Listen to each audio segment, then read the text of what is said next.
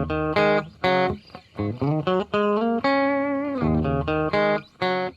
it's Ev, and I hope you enjoy my attempt at getting the trans pride flag in the background. I don't have anything to hang it up with, so I've just thrown it on top of the lamp. Anyway, that's not what this video is about. I have just had my third NHS gender clinic appointment, the one that was meant to be in November but got cancelled and was the other day on the 11th of January. So that was just over 20 months since my last one. I thought it was 21 months, but actually it's more like 20. Still a very long time. So this was a Zoom call appointment, obviously because of COVID. I did have the option, they say in the email, that you can request to go in person, but I'm in Birmingham, I'm with the London clinic. It's probably just easier to do it over Zoom at this point, especially now that I'm used to doing Zoom calls and stuff. He was actually really, really nice and like knowledgeable and actually seemed like an actual good doctor, which surprised me because I had low expectations. So yeah, I actually felt quite comfortable talking to him. I feel like he had sort of like a similar energy to me, and yeah, it was probably the best appointment out of the three, not only because it was the most successful one. So in my last appointment, May 2020, I got my first lower surgery signature, and then this appointment I did manage to get my second one, which is brilliant, and that was like my main aim. He did talk through stuff again, like the information about lower surgery and the process and stuff, which obviously I've done a lot of research, but I think they have to like make sure that they've given you the information. He was more knowledgeable than the last person I saw. I think that was Dr. Sahota. Not that she was bad, but like he seemed to know what he was talking about a bit more. The other thing that I've started to get sorted from that appointment is a hysterectomy, because I did say that I wanted one and it was already on my notes from last time that I wanted one. He asked if I wanted to keep my ovaries or not, whereas Dr. Sahota just wrote down that I said that I wanted to get rid of them when I didn't say that. Like, I think she just assumed that I wanted everything gone. But yeah, I did say that I wanted to keep them. He asked why, and I sort of said, in case I can't get hold of testosterone or I have to come off testosterone, then my body can produce those hormones. Obviously not testosterone, like estrogen and stuff, but better than nothing. I mean, just because it's like healthier for your body, not because I want more estrogen in my body.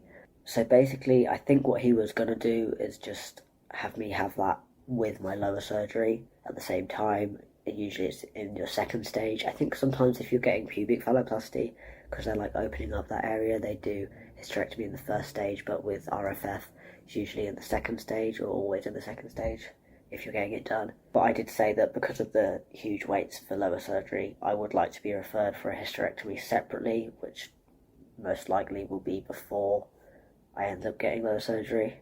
And yeah, to have that done, what they do is they write to your GP and basically support the GP referring me, like they recommend it. Basically they recommend that the GP refers me locally for a hysterectomy. The GIC doesn't do that themselves unless they're referring me to get it done with lower surgery. So it will be a GP referral. I'll have to wait probably a month.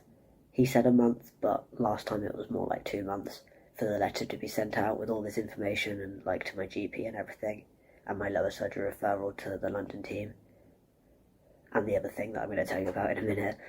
And yeah, after that, my GP will then refer me back to the gynecologist, which I actually had an appointment with recently about like pain and stuff, and pretty much they sent a letter to the wrong address and then they discharged me because I didn't turn up for my appointment.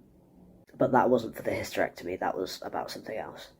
However, from that experience, I do know that it takes months for the gynecologist to even see you, and then ages after that for anything to be done. I expect for a surgery like a hysterectomy, it'll be a very, very long time, so I assume it'll be over a year until I can have my hysterectomy.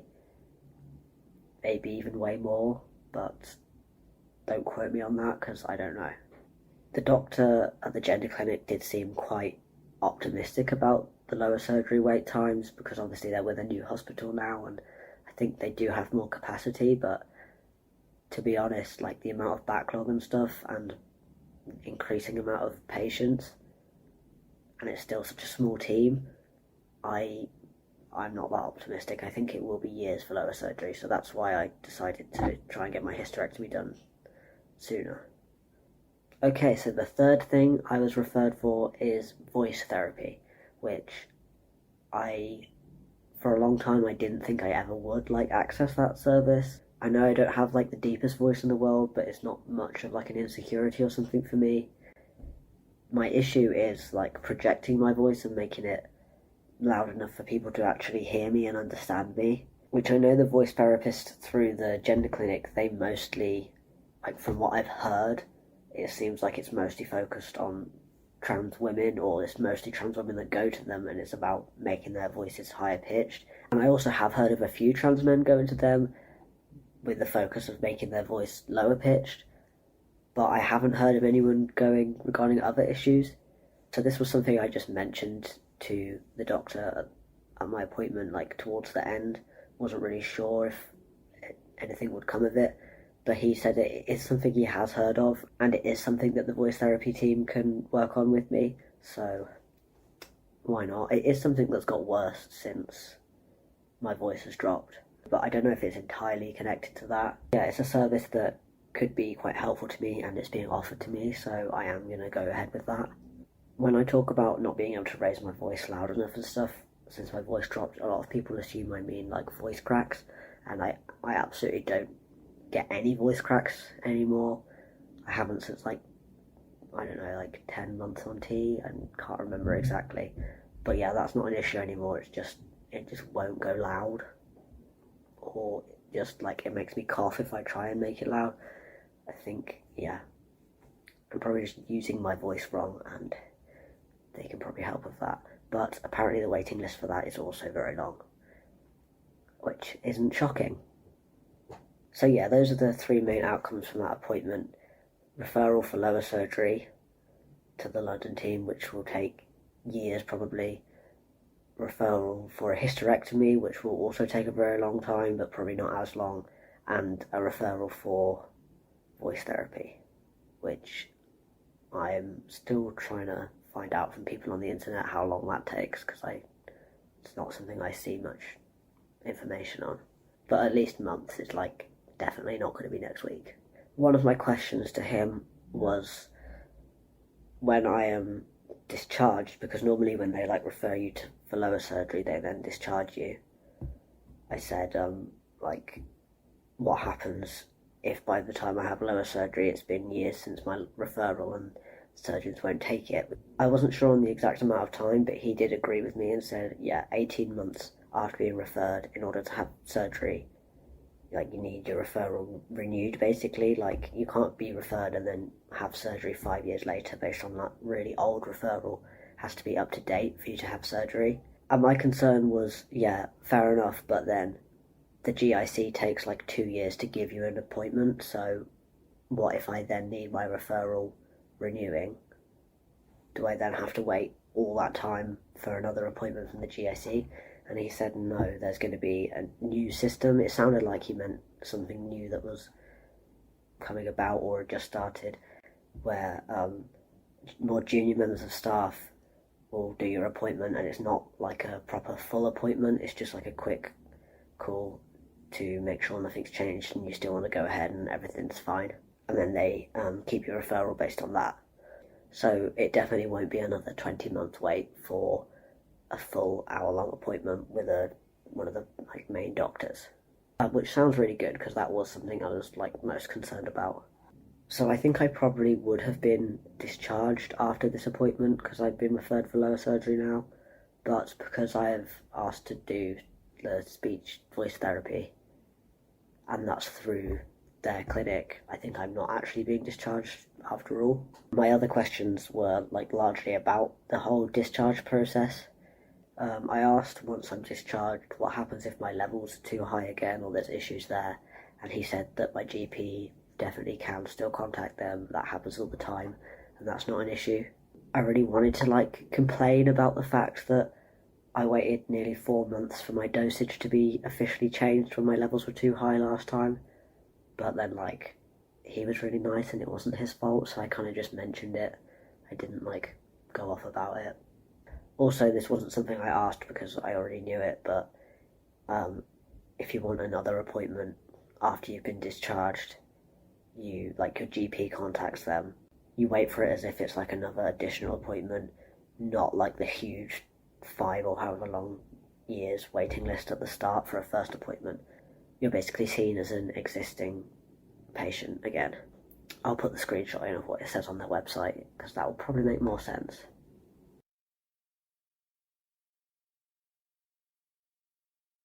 So yeah, that's good, and I'm not that worried about being discharged anymore, but I don't think I am being discharged now because of the voice therapy. From the few bits I have seen online, I think they do voice therapy over Zoom now. He said that at first you can have individual appointments, and then you can do like group sessions, which I don't think I'm going to be interested in, but we'll see. The voice therapy though, that does sound like very interesting to me, and I am looking forward to that. I'm not just taking it because it's interesting. Obviously I do actually need it. Like, it does affect my day-to-day life a lot, especially like talking on the phone or over the counter. People are just like, can you speak louder, you need to speak up, and then I don't, and then they're just like, can you speak up? And then I don't because I can't, and they just assume I'm just being annoying and choosing not to, and they get really frustrated and angry and like don't understand why I won't just do what they say and speak louder. It's got dark since I started filming this, so it's probably much worse quality now. Also, I've just seen tape, so I could have just taped the flag up there after all. I might make a separate video all about like the voice therapy thing if people are interested in that. Maybe like before it happens, about why I'm having it and stuff. And yeah, obviously I will make videos as I go about like what I've had done throughout the years. I'm not sure if the hysterectomy or the voice therapy will come first. My uninformed guess is that I will have the hysterectomy, then start voice therapy, because thinking about it, that's through the GIC, so it'll probably be years. Then I'll have lower surgery in a very, very long time. Then I will have all the stages of lower surgery. I think I'm going to be like well into my 30s by the time I'm done, but hopefully I will still have this channel and I'll let you know. But that's all for now, just more waiting really. Honestly, I'm just really relieved to finally be referred for lower surgery, which I guess he hasn't sent the letter yet, but hopefully he's not going to mess up and not do that. It's taken such a long time to get to the point where I could be put on the list just to wait even more of a long time. I started T and had top surgery privately, and going through the NHS was mostly about getting lower surgery. I know there's been some other bits that will come up along the way, but they haven't like taken extra appointments, so this is how long it's taken to get the lower surgery referral, from being referred in July 2017, first appointment January 2019, second appointment May 2020, and then my third appointment January 2021, which, if I'm calculating it right, is like 4.5 years. Another thing that I know I mention a lot, but I think it's really important to like talk about and realise, people that were referred to the same gender clinic as me 5 months later are just being offered their first appointment whilst I'm on my third appointment, which doesn't sound too bad if it was like a few weeks in between appointments, but like my first appointment was January 2019, and theirs, after being referred 5 months after me, their first appointment is going to be January 2022. That's 3 years. That's 3 years on top of the waiting time that I was on. But yeah, it's getting really dark, and that's pretty much all I had to say. That's going to be a very long video, because that appointment had a lot come out of it. Comment any questions or anything, and I'll let you know if I have any more updates.